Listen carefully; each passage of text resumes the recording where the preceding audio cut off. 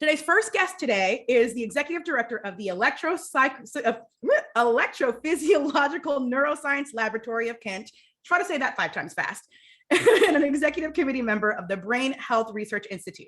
His current projects focus on status processes in challenging task environments, developing brain-based measures of non-conscious processing in bias in groups, and advancing a neurosociological understanding of human interaction in digital and virtual environments.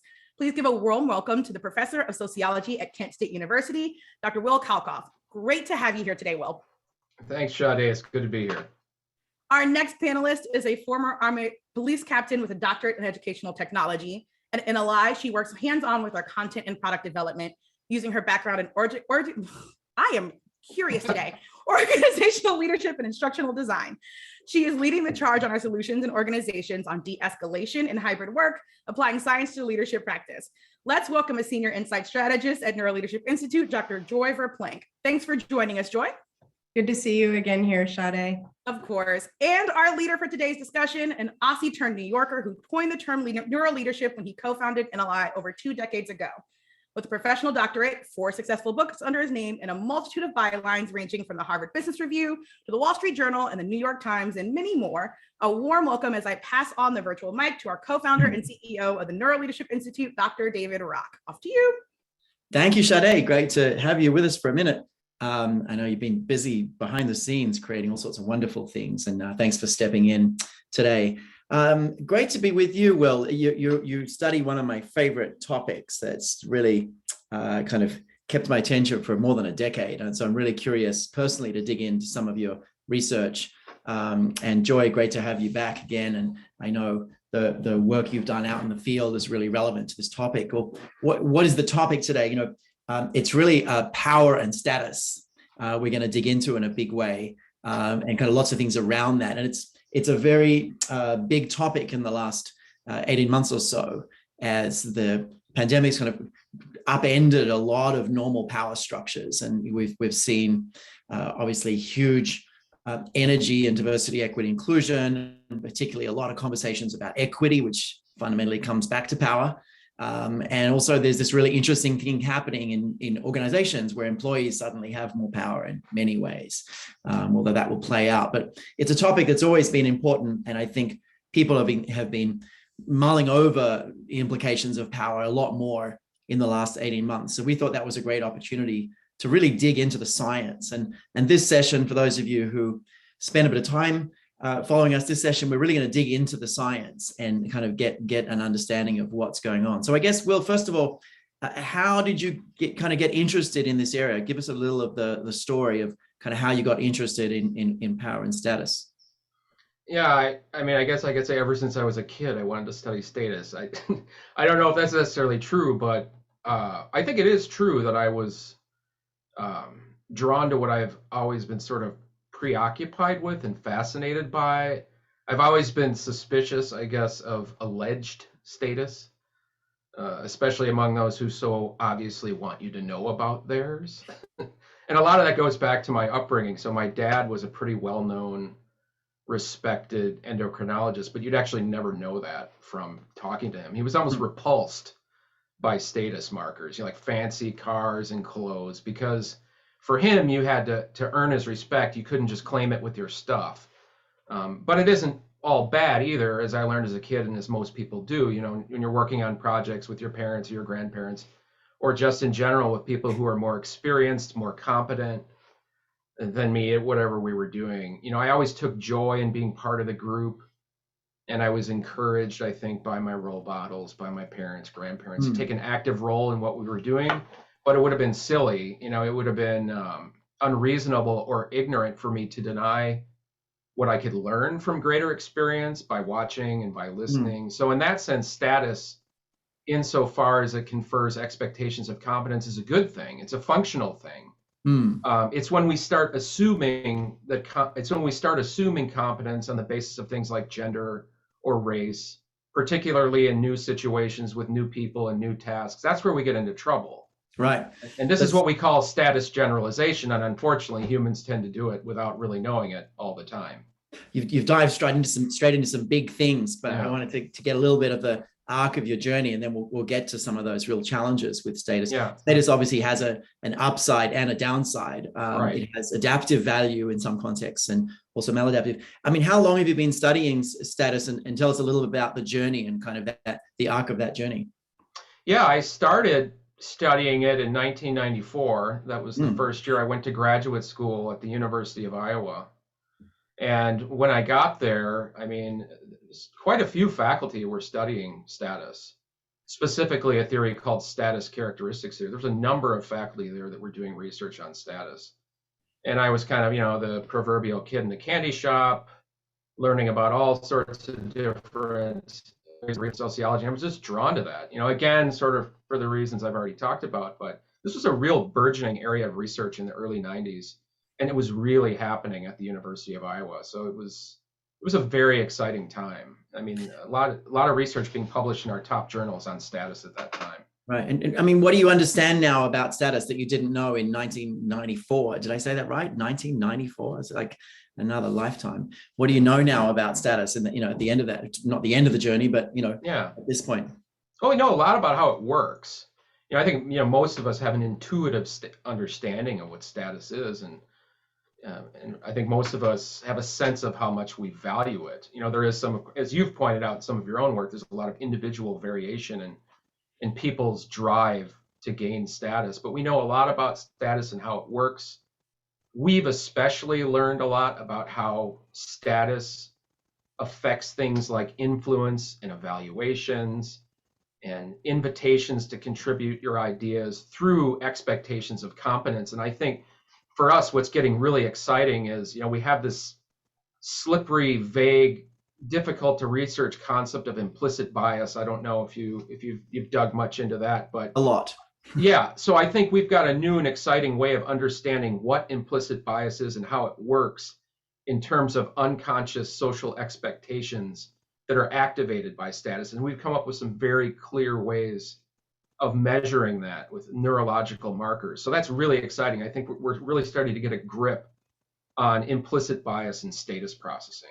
I have to ask, let's dig into that. Yeah. Tell us about the study and kind of the findings so far. What are you learning about status and bias? Yeah, I mean, this was sort of the big issue. So the theory that we've been working with is called status characteristics theory.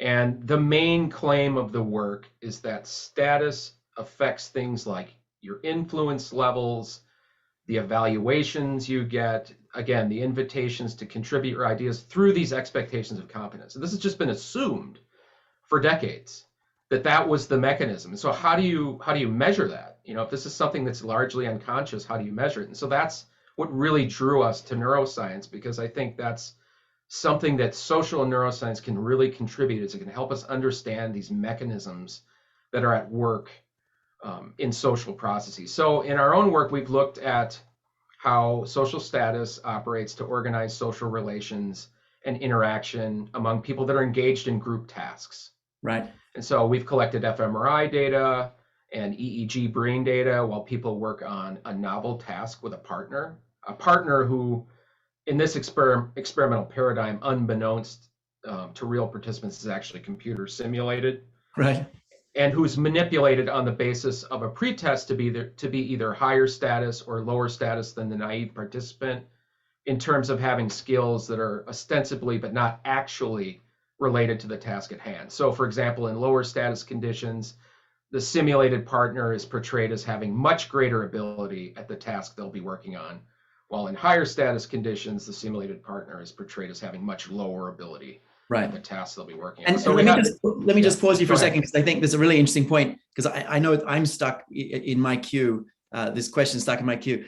Do you think socioeconomic status or sociometric status? Because there's a term people may not be familiar with. How do you? Oh yeah. Did you want to talk about that distinction? Briefly, and then come back to the study. Yeah. So are you okay. Because it's an important distinction, I think. It is, yeah. And so Cameron Anderson made a lot of that distinction. That there's socioeconomic status, which is really the material dimension of status. We usually associate it with things like income and wealth.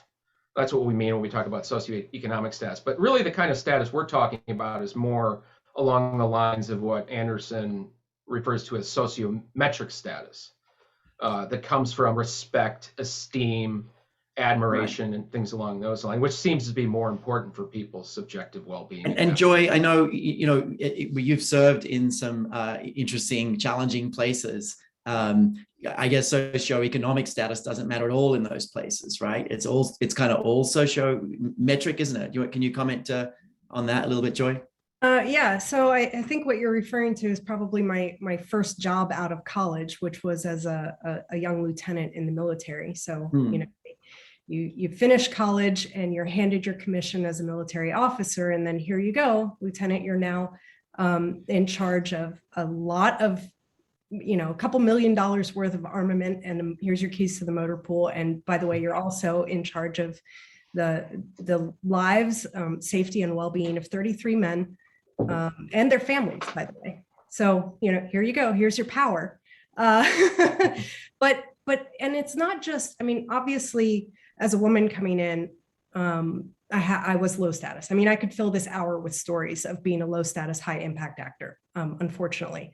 But it definitely affects women more. It definitely affects people of color more, and much more women of color. It also does, in fact, impact in those industries sometimes young white men. A good example for those of us baby boomer or Generation X and older, who watched the Clint Eastwood movie Heartbreak Ridge.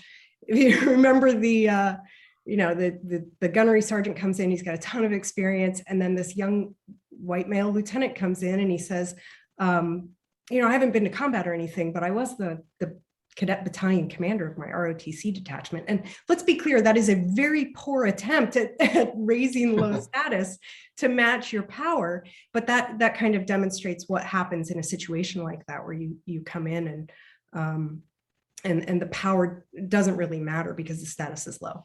Yeah, no, that's such an interesting thing. Let's come back to you in a minute. So I want to hear some more examples to kind of bring this alive. But Will, going back to your study, so we're talking about sociometric status, so differences that's kind of relative. And so you set up these conditions with variable status. There's a computer, people don't know. And what did you see? What did you find? Yeah, so we manipulate status. So as a participant, you're either manipulated to be high status, you know what you're doing, or you're manipulated to be lower status, you don't know what you're doing.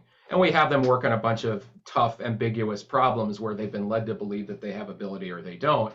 And so, we looked at some areas of the brain that we expected to be involved in the process on the basis of past social neuroscience research on status, including areas I know you've talked about, prefrontal cortex, the amygdala, the medial prefrontal cortex, and some others. And we actually didn't find much going on in those areas, which was really surprising. So that's what took us to the EEG study. And this is where we started really getting into this idea of expectations as implicit bias.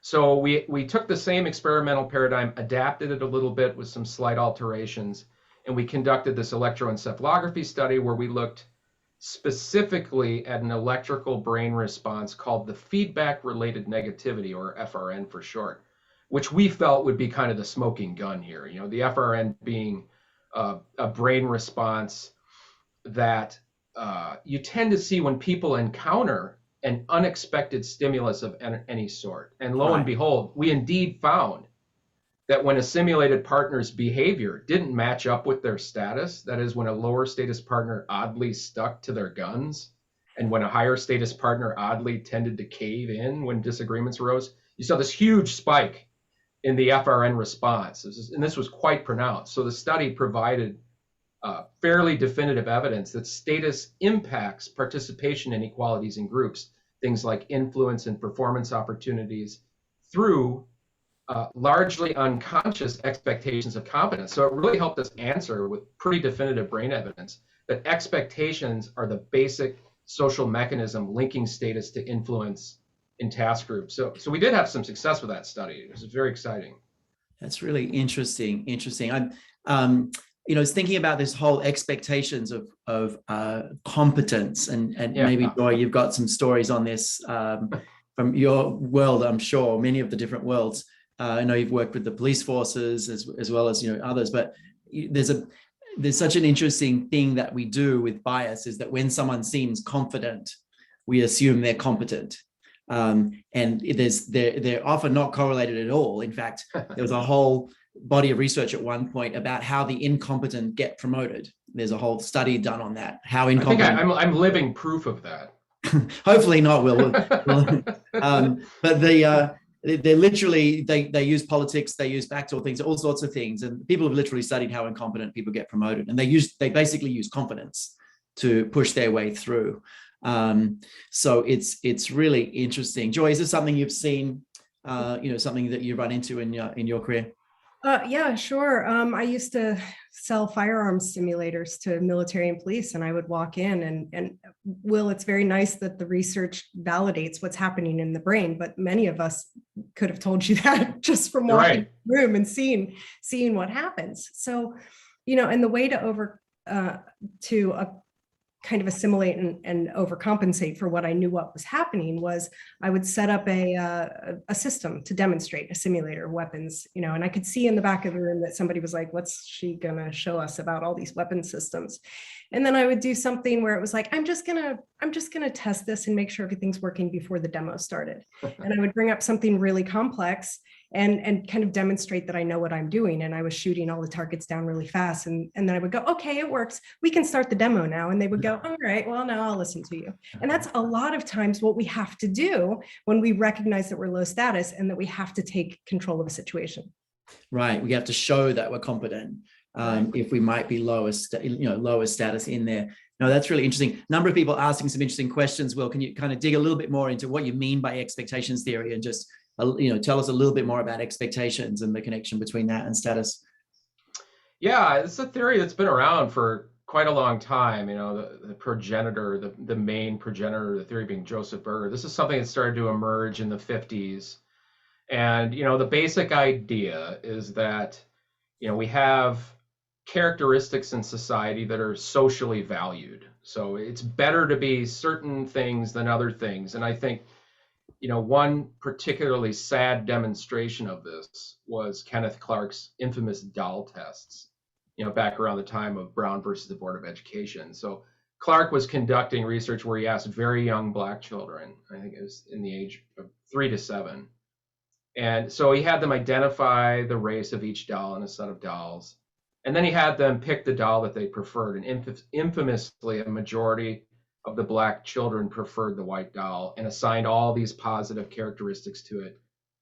So in this case, arising from segregation and discrimination, that's social status. When the members of a culture tend to consensually agree, even the lower status members, that they'd rather be one level of a social category than another, that's status. And so historically in US culture, things like race, gender, age, class, these are some of the major axes of what we more popularly sort of call privilege. Right. And without going around saying it, people act as if it's better, more culturally valued to be male, middle-aged, white, highly educated, from the upper echelons of society in terms of class, etc. And we tend to believe, usually unconsciously, and act as if the members of these social categories are more intelligent. They're generally more talented at a wide variety of things. They tend to be more blessed, if you will, in terms of things that count in this world. So it's a status-based halo effect. And That's what the theory is talking about. And that's what produces influence, people giving us positive evaluations, people making excuses for our failures, people asking us for our opinions and things of that. So that's what the theory is really all about. Right. So we're really expecting those people are competent just based on some surface things. But the dark side of that is that we might be expecting lower status people who are perceived as lower status not to be competent when they are. Exactly. I go to a question from Carolyn. It's a kind of the heart of this, isn't having to prove your status constantly kind of tiring? You can see the exhaustion in Joy's face from years of, dealing with that. Do you want to speak to that a little bit, Joy? I do, because I think that, and there was a great article, maybe somebody can find this, that I've read several times and I've referred to it a lot. It's an article from about 2017 in the Atlantic called The Inconvenience of Being a Woman Veteran. And one of the significant things for that is not only is it difficult in the moment, because you can't be authentic, you have to be kind of performatively authentic, if that's a thing, to assimilate. And that really takes up a lot of cognitive space. Like you're trying so hard to prove yourself that you're really off task a little bit sometimes. And it does wear you down, but also it impacts a lot of things downstream. Because when you then have to shift, because as we know, this is contextual. You know, we call the advantage the variable, right? Because as soon as you walk out the room, your position of advantage, your position of perceived expectation being, you know, up there shifts based on who you're with and the demographics and the skills and experience in the room. And it becomes difficult for you to shift out of that. And one of the things that article really talked about, which resonated particularly with me, was when you go to a space where you no longer have to prove that you're one of the guys, you know, that you belong there, then you get to a place where you can be yourself and they go, something's not right about you. What are you doing here? What are you doing? That doesn't fit where it used to fit there. It doesn't fit here. And it's really taxing on a lot of levels. Yeah, no, it's interesting. I'll come back to you in a second, Will. I just want to make a comment, and I just put a comment in the chat for my own records. I love the term performatively authentic. I don't know if you just coined that, Joy, in the moment. It's a wonderful term. It's similar to, you know, the concept of covering from Kenji Yoshino, who we've had on here, who's done a huge amount of research on the cognitive load and the cognitive challenges of having to cover, you know, aspects, and also weathering. And then we had a session, I think just last week, actually, where we saw a really like frightening statistic, which was that 3% of, now was it men or women or just African-American generally? I think it was 3% of African-American employees want to be back in the office. 97% want to just stay working at home. And the biggest reason was the covering, the weathering, and the, you know, all this stuff. And it really, you know, it's starting to seem like a similar thing. They're having to prove their status all the time. Which is interesting. Will, tell us about, let's just, you know, change gears a little bit. And we want to hear, you know, your thoughts on solutions. Tell us about status and power. Are they the same? Are they different? Let's just go into the power side of things a little bit for us. Yeah, Christopher Kelly and his colleagues have a really interesting article on this. It came out in 2017. It's called Power and Status in Leadership. And the journal that it's in escapes me at the minute. I can get that for people if they're interested in it. But he and his co-authors talk a lot about the difference between power and status with respect to leadership. So leadership in general, as they discuss, the essence of leadership is getting somebody to do something that they wouldn't otherwise do. And I'm sure Joy can talk about all about that in an applied sense. But there's different ways you can do that. You can use power, which we typically think of as coercion, you know, control over resources, rewards, punishments. Or you can achieve that end through status, respect, and admiration. So, you know, I like to think of it in terms of like a family type of model. You know, in an ideal world, when parents ask their children to do something, the children would just do it out of respect and admiration for their parents. So the parents achieve influence through the status that they have, but of course, as we all know, that doesn't always work. And parents sometimes have to resort to power or coercion by, you know, threatening punishments or, you know, dangling carrots or, you know, rewards, punishments, and things of that nature. And of course, we don't really want to use power. Power comes with the position. So power is an inherent property of positions. It's something that comes from being a parent, a boss, an officer in the military. And ideally, you don't have to use your power. You can, but ideally, you use your status. People would do what you say because they respect you and they admire you. And that's the most effective way, or the most desirable way, I'd say, to get to influence. But that's really sort of the difference. Power is coercive. It's attached to positions. Right. Status flows from respect and admiration. Interesting. Joy? But I would also say that sometimes power is also, the perceived power doesn't always work. And I'll give an example that applies to a cultural issue. Going back to the military days as well, I was in a school where we were working with officers from other countries. multiple foreign officers in there, and we rotated positions of leadership. So, okay, this is your week to be the platoon leader, make sure the classrooms get cleaned, make sure the bathrooms are clean, all these things. So I divide up all the tasks. So I was the platoon leader in charge. I divided up all the tasks. I had a Middle Eastern officer, male, who was given the task of sweeping the classroom. And he just sat there. He sat on a desk. And I kind of went, okay, what did they teach me in ROTC about leadership? Get in the trenches with them. Okay, so I grab a broom and I go over and I'm sweeping up. And I kind of said, okay, there's a second broom. Do you want to help me with this? And he looked at me and he went, I don't take orders from women. There was no amount of power. I had power at that time. I did. But there was a cultural issue that was preventing that from being useful in any way. Sometimes it just doesn't happen no matter what. And there's an interesting thing you raised there, is the difference between potential power, or power that inheres in the position, and power use. So it sounds like in this case, this person was not expecting you to use your power that right. Inheres in the position. Yeah. Right. Yeah. No. And totally, really, at that point, what do you do? I don't know. It doesn't matter what was happening in the brain at that moment. I can tell you what was happening in my brain at that moment. Threat. I bet. No, it's really interesting. We did a bunch of research on power, and just to go on a slight sidetrack for a minute, then I want to come back to like what we can do as leaders, or as people developing leaders, to kind of address this thing. But we did some work on power a few years ago, and it's come back a lot in the last year. And what we did in particular was try to understand the impact of power on an individual's brain. In other words, if you're like in a team of people, you're all peers, and now one of you is promoted to the manager of that team, what happens to that person's brain? And it's really interesting. Even very low levels of power differential, even like, oh, you're in charge of this task now, not even their manager, just you're going to oversee this task, has very, very noticeable effects in 3 quite specific ways. And so now when you're talking about, big changes, like someone who's 3 levels up in a company, you're going to have even bigger effects, very big effects.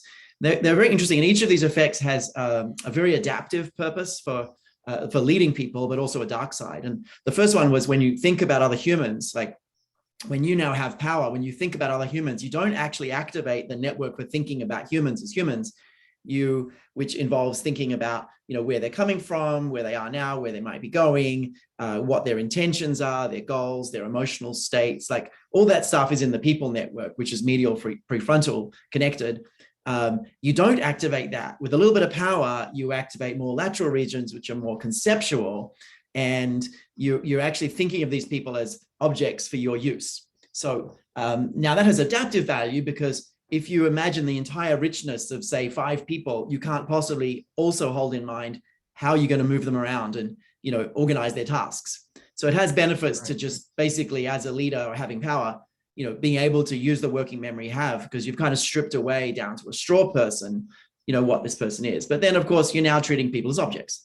So that's the first one, is it really changes how you refer to people. The second one, interesting, is you become more positively oriented, more approach oriented or toward oriented. And again, that's helpful. You're optimistic. So you're willing to do scary, difficult things, which is great for leadership, but you miss the way people might be feeling, and you also just step over risks. You kind of just ignore risks. And the third one is interesting, is your level of construal, or the level at which you think, lifts up. So you think much more abstractly, even with a little bit of power. You think much more abstractly. In other words, you don't kind of pay much attention to the details. You pay attention more to the kind of chunks of details. And we've written about this as a couple of pieces, one in Fast Company. We published one also in Quartz. I think they're a kind of really helpful summary. But as you sort of think about what power does to an individual's brain, and then you add into this kind of expectations theory, you start to get this kind of sense of some of the mess that we're dealing with, and why it's such a struggle for people in lower power to feel treated fairly and feel heard, and sort of this. So I guess as a backdrop, Will, in your long career studying this issue, what are some of the things that we can do differently, perhaps in an organizational context? What can we do differently to address these this expectations issue around status? What's Yeah. your reflections? There's a lot of things you could, I mean, Joy already talked about one of them. I mean, there's no better way to gain status in a group than through demonstrated competence. Especially if your reaction to your own success is one that comes across as group oriented, sort of acknowledging the role of the team in your own success. So there's a Joy to prove herself when she's going out and selling these, firearms simulators, has to stand up in front of the room and demonstrate competence. So you do a good job, and you've immediately elevated your expectations in the room. So that's one very effective way of doing it. Another, something we could do as leaders, if we happen to find ourselves as high status leaders, is invite disagreement. And this was something that you saw, I don't know if you remember the television show House, but here's the greatest medical mind in the United States, if not the world. And he did not want to be surrounded with sycophants. He didn't want to be surrounded with obsequious people. He wanted disagreement. So, he turned it into a game. He turned it into a competition. It's like, I don't want you to just sit there and agree with everything I say. I want to hear what you have to say. So as a leader, you can invite disagreement, and that can help, lower status people feel comfortable contributing their ideas. I think that's a good example of having power and choosing not to use it, which is a really good strategy. Yes. When you've got the power and you demonstrate that there's a group motivation, and you kind of gift that power away and acknowledge that you don't need it, that's a really strong motivator to the group. It is a wicked self-preservation strategy too. Like, I have the power and I'm giving it to you. It preserves somebody else's autonomy. It elevates the other person's status in the room while elevating your own. Like, I'm giving it to you because I trust you, because let's come together as a team and share this experience towards a common goal. Right. Yeah, you reminded me of something. When I was studying Cameron Anderson's work, and I love his research, it's been really kind of helpful in my thinking, this concept of a status ladder, that you can be one rung up, you can have, several rungs up. And one of the interesting things also about status is when you meet someone kind of quite a few rungs up, if you're the lowest status person and they're quite a few rungs up, you get quite a strong threat response. Being lower status in the lower status person generally activates a slight away response. And it even affects IQ. There was a study done with kind of messing with people's perception of status. This was some years ago now, but they basically said, hey, some people who are kind of smarter than you are also doing this same IQ study, and people literally did worse because they felt a status threat on IQ. So it's something, feeling lower status, like a little bit, like one rung, has a slight threat response in it, but you get a reward response for the higher status. But what happens when you have like several rungs? I ran into Jon Stewart, one of my heroes of, in the media. He ran the Daily Show forever. I ran into him at a party and I just had no words to say. I just didn't know, what to speak, because he was like infinite rungs of status above me. There's a apocryphal story from the Queen of England, who meets people all the time. None of them can say anything whatsoever to her. So she always asks them this incredibly simple question, like, have you come far? So that people actually can have words, because their brain is exploding with the status differential. Now, when you take that to leadership, a senior leader who actually wants people to contribute has to see that, people 1 down, 2 down, 3 down, it might be 15 layers. Like, people just aren't going to say anything to them because their brain's exploding. And one of the clever things that those leaders do is they bring their own status down. They talk about the dumb things they did on the way to work today. They talk about the mistakes that they're making. They actually try to drop their own status to help others kind of raise theirs. And as I kind of see this, I think it's a really helpful strategy. Will, do you want to add something there? No, I think that's totally fascinating. I mean, what you're talking about just shows how important status generally is to people. So, having low status lighting up the amygdala in the brain, the fight or flight center. So we perceive low status literally as a dangerous, threatening situation. Right. And I think, as you've pointed out in your own work, you also see blunted activity in the prefrontal cortex, which is the seat of conscious processing, which might help explain why, in the presence of fame, we're at a loss for words.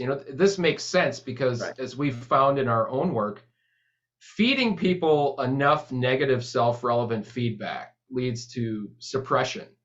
So in other words, people cope with negative self-relevant information, such as finding out that others don't think very highly of them, by actually trying not to consciously think about it. So there's a reason we tell each other, forget about it, when this sort of thing happens. So I can see when that status difference is huge and you're finding that situation threatening on a visceral level, I could see in that blunting in the prefrontal cortex, people's conscious processing shutting down. That's fascinating. So it's neat that you can relate that from your experience. I want to also add to David, you talked about, and Tracy called it out in the chat about this being self-depreciation.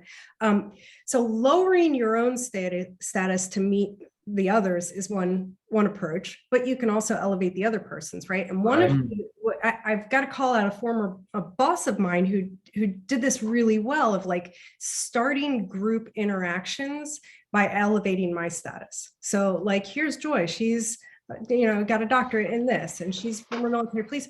That doesn't, but here's where I want to caution people.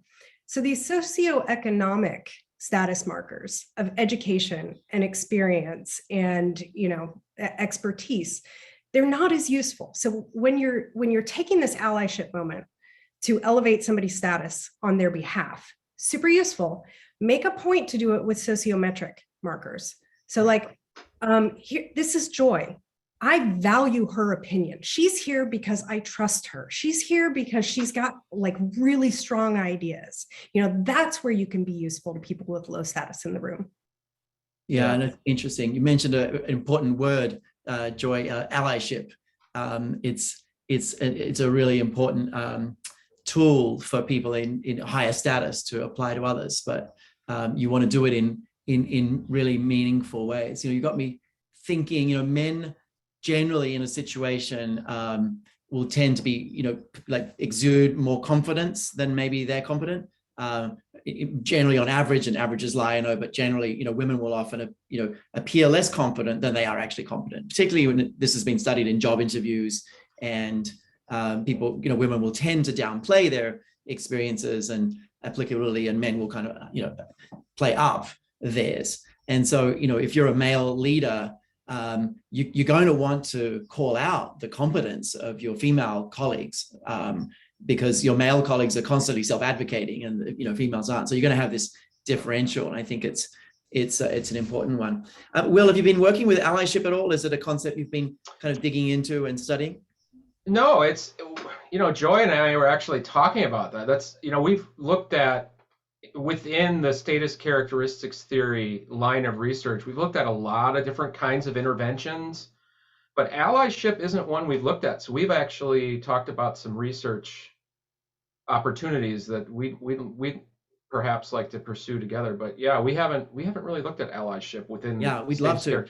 Yeah, I bet I could get 410 people to agree and say go and do it. We'd love to study allyship with you. I mean, it's such a interesting domain. We started researching it about 2 years ago. Microsoft asked us to build a whole strategy for them around allyship that scaled to just about everyone there now. We partnered with Kenji Yoshino on that, and then we ended up like doing a whole lot of research on the critical habits underneath allyship, and it's really opened my eyes. It's been really surprising how much I didn't know, and in particular, when we started doing pilots and kind of rolling this out, what blew me away was how quickly people actually took to being an ally. Like it was something like 90 to 95% of people immediately went and did things every week once we taught them some basic skills. And I think higher status people, perhaps, because these were leaders that we taught, higher status people perhaps want to know how to help others, not all of them, but it's hard to know what to do and how to do it so it's not like incredibly awkward as well. Like, how do you have that clumsy conversation? We'd love to design some studies to kind of see what happens when a high-powered person is an ally for a lower-powered person. Joy, you got some ideas? Well, it's funny. Will and I have talked about this for months and months in just casual conversations. And one of the things he mentioned is that, and I'm sorry to speak on your behalf, Will, correct me if I'm wrong, but your experience and your research in this has made you uber aware of the low status people in the room. And it makes you actually drawn to them because you're like, I see you. I recognize your struggle and I'm going to reach out to you. And I think that's such a critical first step, is just being aware of that. And a lot of times it can be signaled by a person's self-esteem. We know that there is research out there that says that sociometric status is more significant in self-esteem than socioeconomic status. So I can feel great about myself for lots of things, but unless I think that you respect me, I'm not going to feel as great about things as I can. So just you finding those people who look like they need to be seen is a big first step in when you enter the room or you enter a group dynamic. Yeah. I agree. You want to comment there, Will? Well, no, I'm so interested in this idea of allyship, and Joy and I were talking about this because there's kind of a delicate dance here, so if depending on my position in the group's hierarchy, if I'm a lower status person trying to be an ally, I've got to do that very carefully, because there's a really interesting line of research by Cecilia Ridgway that was done back in the 80s, and I think, stretching a little bit into the 90s, on the importance of motivation in groups. So if you're an ally in a group and you're saying, hey, wait a minute, let's listen to so-and-so, that could be a threatening thing. So that the way we present ourselves as an ally would have to come across as group motivated. So it could be perceived that, you sort of interrupting the conversation and essentially taking over a leadership role because the real leader of the group isn't saying anything, that could be perceived as you vying to increase your own status. So we've been talking about how to address that and how to get around that particular issue, and how you can be an ally and at the same time seem group motivated and not motivated to increase your own standing or position in the group. Yeah, I know, it's interesting. And folks on the line, throw in the chat studies that you would like to see. This is a great time to kind of brainstorm with 400 people. If there are studies on allyship and power and status in the brain that you're interested in, throw some concepts in the chat if you'd like. Joy? Can I address one of the questions? So I've just scrolled up to see that somebody is talking about the double bind. Yeah, so it's like a double priming, right? So there is how to address this. There's a situation that I can recall where there was a group and a task, and I challenged somebody on something. And as soon as I asserted myself, the response from that person, that man, was, okay, Mom. Wow. Well, I'm glad it didn't just wow me and that it impacted you. It just lit up your disgust reason too. But yeah, no, so it's a double bind of like, I want to assert myself, but if I assert myself too much, I'm going to get called a name or like I've just mommed you. Right. So there's research on that people who are slightly lower status who try to step up do get punished by the group quite often, and that's, I guess, what you're saying as well, Will. It's a really interesting challenge. I mean, the interesting thing I think with allyship is, and there's so many things that we could study. I think the interesting thing with allyship is kind of what happens in the brain of the person being an ally is one question. Like, is it intrinsically rewarding, or does it activate threat networks? Like when if you extend an opportunity to someone that you're losing, because one of the things with allyship is to be a true ally, you've actually got to like pass on some opportunities that might be good for your status and let someone else actually benefit from that, because you've had a billion opportunities, right? And so in that instance where you're kind of letting go of a status opportunity and actually giving it to someone else, is that activating reward or threat networks in the brain? That would be a fascinating question. And then for the person receiving what are the different conditions where, when you're receiving a benefit from someone who, if you're on the recipient end of allyship, is that again rewarding or threatening, and what does it do? I think there's some interesting directions in there. I mean, the other thing with allyship is, and we did some research on this. We shifted from privilege from talking about privilege to talking about advantage. And obviously they're very similar things, but they actually have a different quality when you kind of shift from one to the other. When you're talking about privilege, it's much more innate, can't do much about it, kind of have it or not. When you talk about advantage, actually, you can have lots of different kinds of advantages, and a lot more people can help a lot more people. It doesn't mean you're letting people at the top off the hook. It means actually everyone could be an ally at just about every level, including a first-time manager, because they have advantages. They may not have much privilege.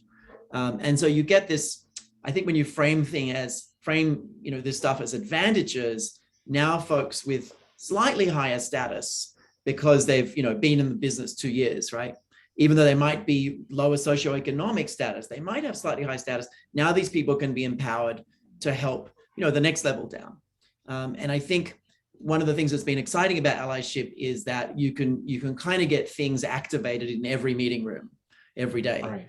Whereas a lot of the other DEI things are a little bit less frequent, whereas we saw people being allies just about every day in little ways that they weren't before. So anyway, that was exciting to us. But yeah, let's continue the conversation offline about studies we can do. It'd be really interesting. What's coming up for you? In the way of studies, or? Yeah.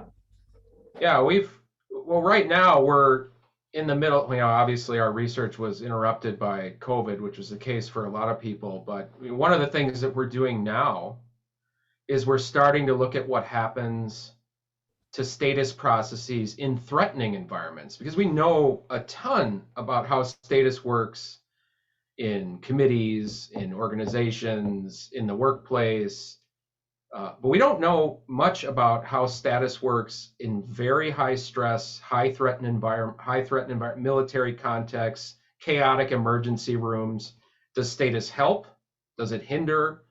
And we don't have all the results in yet. We're not even done collecting all the data for the study. We certainly haven't even begun to dig into the brain data yet. But what we're starting to see is that status does lose some of its functional qualities in high threat environments. And Joy can probably speak to this too. And this is likely part of the reason why, sort of military special teams, if they're going to go into a high threat environment, if they're going to carry out an extremely stressful, fast paced, high threat operation, it's all about repetition in the training.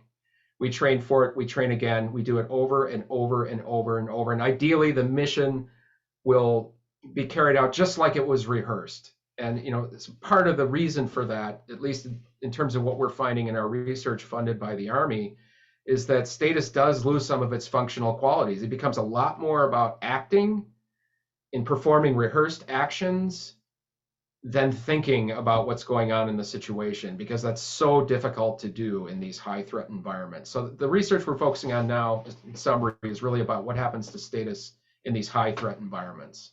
Yeah, and it's really interesting. There's a couple of comments in the chat, I think, and this is sort of what I was getting at. When you're the recipient of allyship, is it insulting? Is it a threat response? Oh, right. Or is it a reward response? So, and I guess it'll depend kind of how it's done and all of these things, but you definitely can feel kind of insulting there as well. We've got a couple more minutes. Will, is there anything you want to share? As we've got a couple more minutes before we wrap.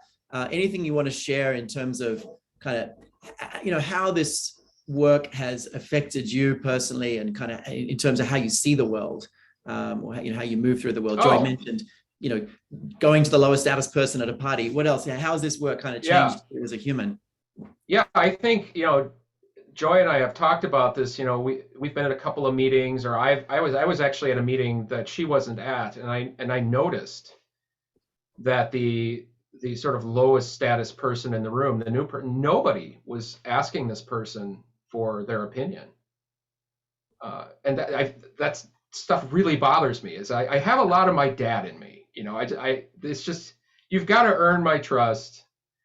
You've got to earn status. And it really upsets me when people just sort of walk into a room.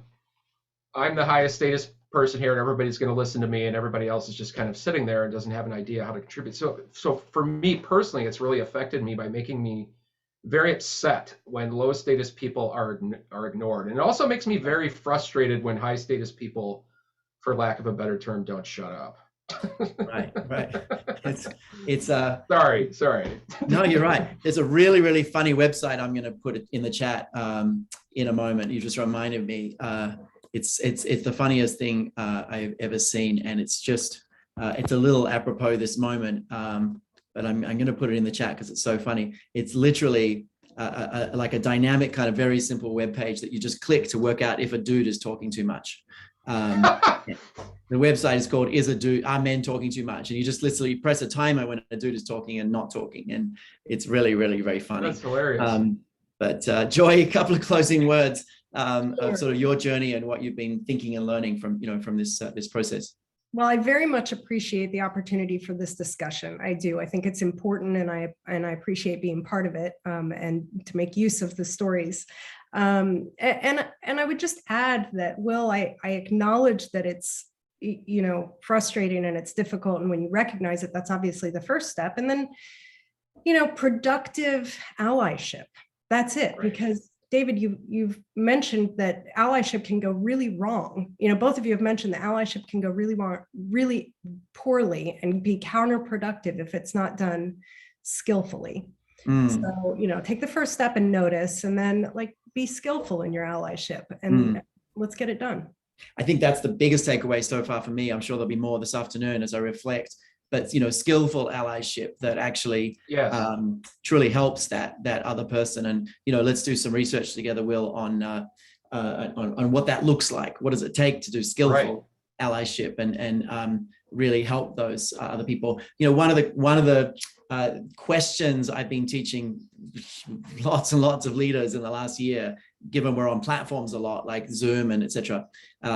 Speaking of low status people, is in every single meeting, actually requiring every single person to speak up, but doing it in a way that's not aggressive. And basically the question is, or the statement is, if you're here, it's because I invited you because I value your opinion. So I want everyone to actually put a comment in the chat now. And asking a group to all be thoughtful, literally giving everyone a couple of quiet minutes to reflect. And then say, I really want to hear from everyone, even if there's 100 people. We don't have time to verbally hear from everyone, but I want you to all, put your thoughts in the chat now. And so that kind of brings those perhaps lower status people out. And now you're being much more inclusive. Obviously, there's a big tie to inclusion here.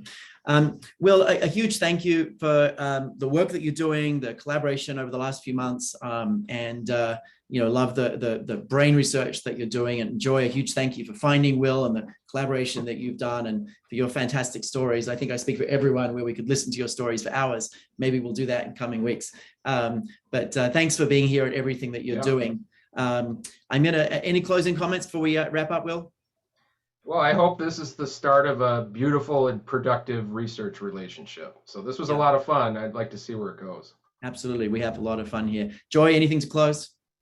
No, I'm a Will Kalkhoff super fan. So just being on this webinar with him has been a treat. So well, you made it happen. So thanks for everything that you do as well, Joy. And I'm a super fan of yours too, as you know. There we go. So thanks very much, everyone else, for being here. I'm going to hand back to Sade for some announcements.